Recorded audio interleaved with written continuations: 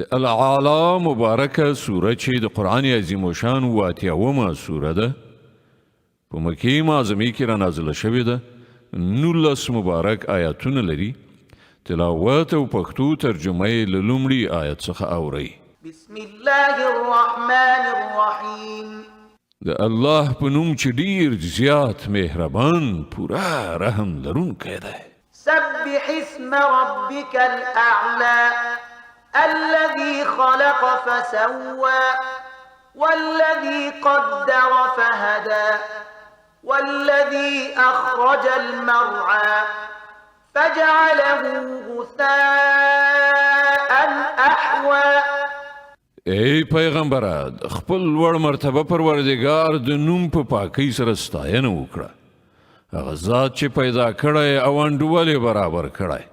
هغه ذات چې تقدیر ښکلی بیا یې لار ښودلې هغه شنیلي د ځمکې څخه راټوکولي بیا یې هغه وچ تور ګرځولي میده کړي دي سنقرئك فلا تنسى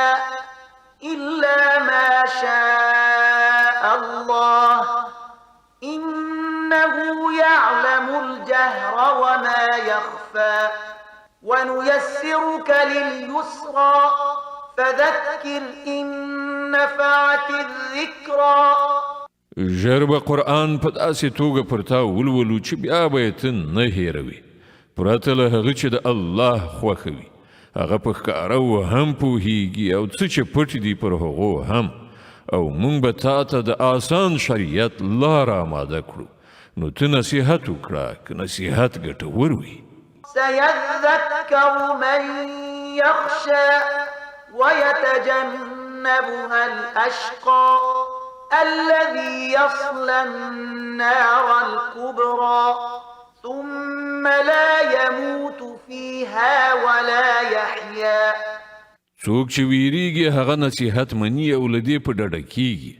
هغه زیات بدمرغه خلک نه مني چې ډیر لوی اور ته به لاړ شي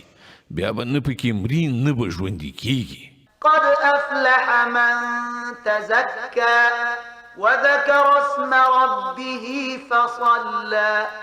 بری وموند هغه چا چې سپېڅلتیا یې غوره کړه او د خپل پروردګار نوم یې یاد کړ بیا یې لمونځ وکړ بل تؤثرون الحياة الدنيا والآخرة خير وأبقى إن هذا لفي الصحف الأولى